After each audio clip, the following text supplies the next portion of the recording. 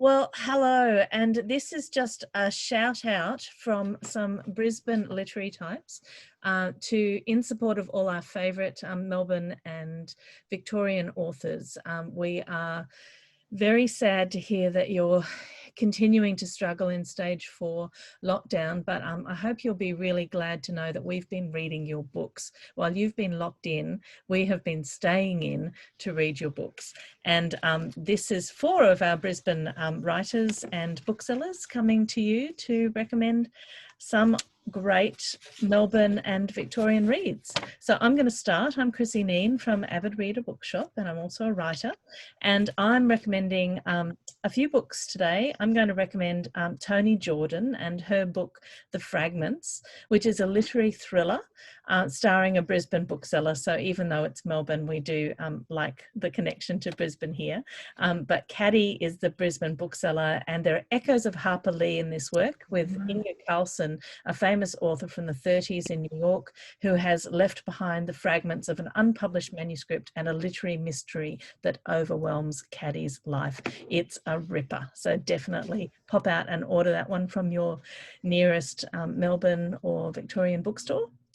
I'd also like to say I started my first lockdown with Ronnie Scott's The Adversary, and it was a fantastic book because it's a book by a millennial writer, but it reminds me so much of the classic books like The Great Gatsby and Brideshead Revisited. It's a coming-of-age novel set in queer Melbourne, and it looks at the anxieties, joys and heartbreaks of dating in an age when you can stalk people online quite easily and ride around in Ubers looking for the love of your life. It was also yesterday shortlisted for the Queensland Literary Awards in the fiction category, so congratulations to Ronnie. I also absolutely adore Fable Parrott's book, There Was Still Love. It's a quietly ambitious novel about 2 grandmothers, one in Prague and one who left Prague and ended up in Melbourne. It's about the granddaughter in Australia and the grandson who grew up in Prague. It's about migration, memory, cultural differences, and the power of family connections. And I loved this book so much. As a child of migrants, I felt like it was written for me. So I really do think that if you have any connection to migration, and a lot of us do, you should race out and get that book. It's just gorgeous. And lastly, an oldie but a goodie, I'd like to shout out to Stephen Amsterdam, whose novel The Easy Way Out is something that still echoes for me. It's about a nurse who spends his day helping those who want to die access the exit drug. But of course, when his own mother is at the end of her life, it's not such an easy choice for him. It's such a playful book. It's about something so tragic and heartbreaking, but I found myself crying one minute and laughing the next. It's a fantastic, wonderful, queer romp of a book. So do go out and find that one too. I'm going to pass over to Mirandi Rewo. Hi everyone. Hey, I'm going to be super quick because I have, I think I have about 11 or 12 to go through. First of all, I just wanted to talk about the brilliant Angela Savage's book, Mother of Pearl. Now, it's beautifully written. It's about family, about forming family, and it's really thoughtfully and gorgeously put together. So read that. That one I downloaded during the last lockdown that we had here. But she also writes crime fiction, a Jane Keeney, private investigator in Bangkok. So they're really fun, actually. And if you can ever do a workshop with her, do a workshop with her. She's brilliant. Then I've got this book. This is Stone Girl by Eleni Hale. And it's beautiful. It's a YA novel. It's very gritty. It's about Sophie, who is a ward of the state. And it's about her life amongst the other kids. It's very, I guess, very real to life. And moving. It's a very good book. So read that if you've got any YA people around that would like to read it. Now, Anna Spargo Ryan. This is also YA, but also a book that I loved. Anyone can read this. It's about, so my daughter and I, we both loved this book. It's about siblings. They have to move to a new place because their mother has a new boyfriend. He's not great. And it's it's about their sort of struggle trying to get through it, and it's really beautiful. And it's written by Anna Spargo Ryan, so we know it's going to be gorgeous.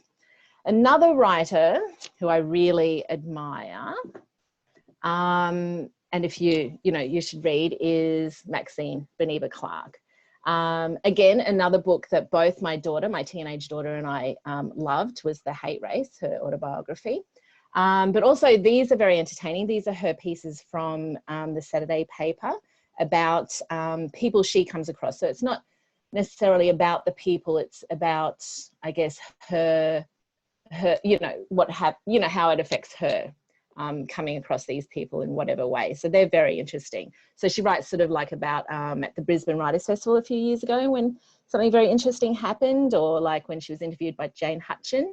And the book I don't have here because I must have lent it to somebody is Foreign Soil. And that one is her short stories. And it really was significant to me as a writer a few years ago when I was starting out. And another writer who I believe is in the Yarra Valley at the moment is Claire Coleman. Her books are always a brilliant, adventurous read. They're very great. And Terra Nullius and the Old Lie, I think what we can say, there's always twists, they're engaging. But what I learn is through her book is by sort of visiting the future, we get to know more about now or even the past. Like she's very clever. So read her novels if you can.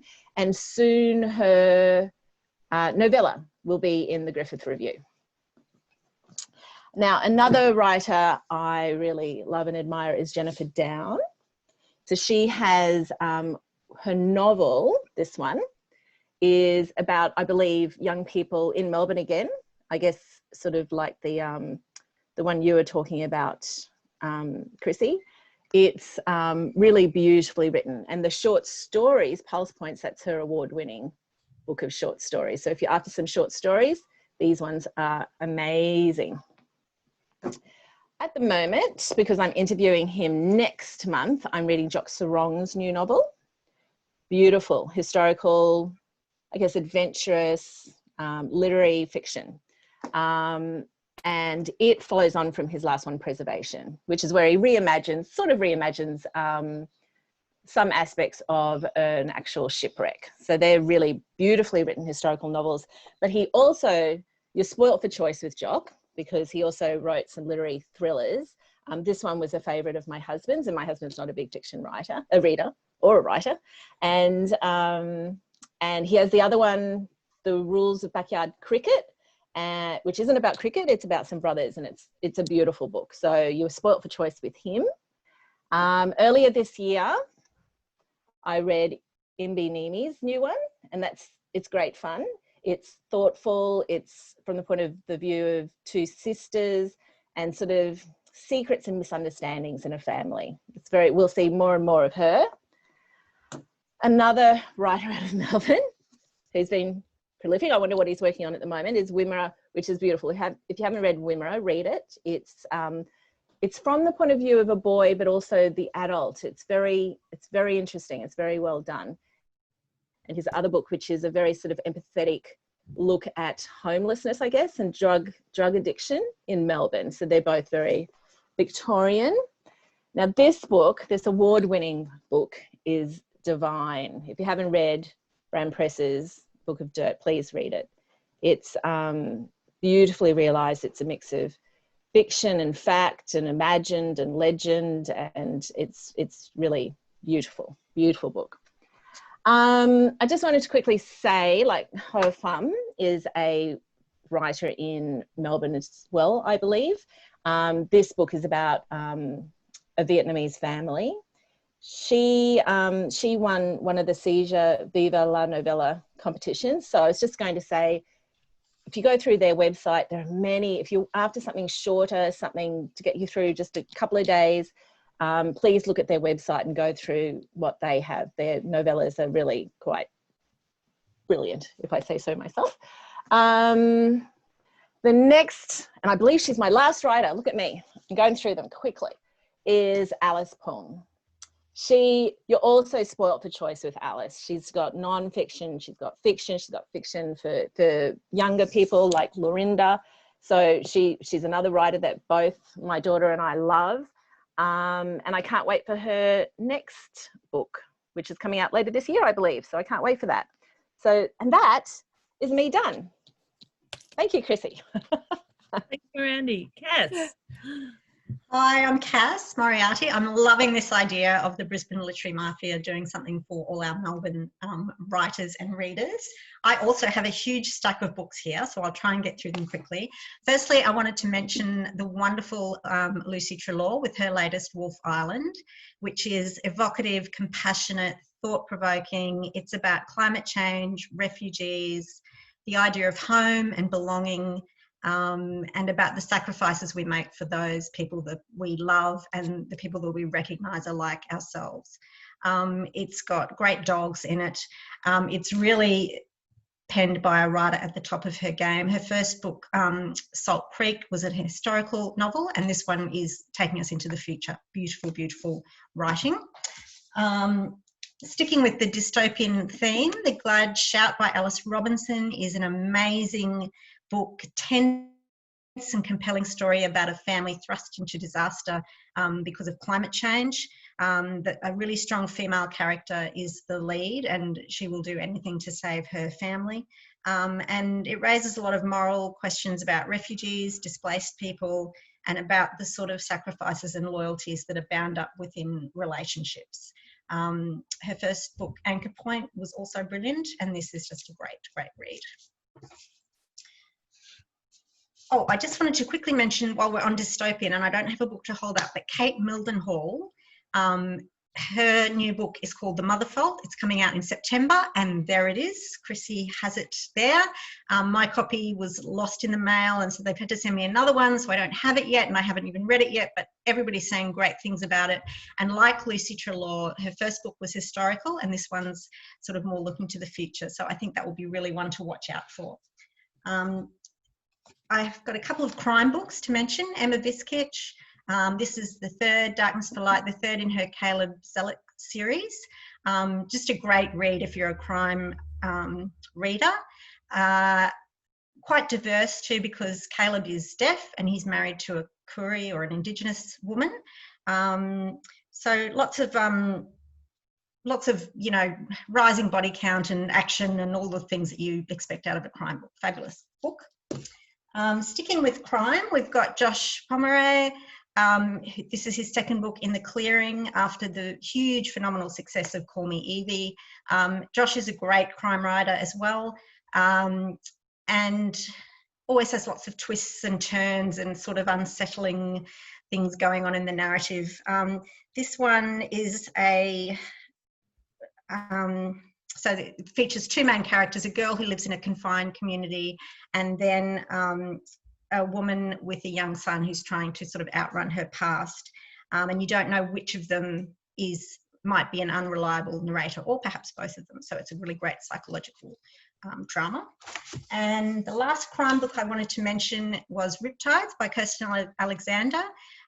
This depicts the terrible ramifications of a car accident for adult siblings Abby and Charlie, and the decisions that they make on that night after the accident that become, you know, they're very fateful decisions, and they have a lot of repercussions for the rest of their life. So it's not actually about a crime so much as about the decisions that people make after the crime has occurred and how that affects their life. The really great thing about this is it's set in the 70s in Brisbane, when we, of course, here we're a police state, which possibly is even being worse than being locked down in Melbourne. I don't know. It looks pretty bad.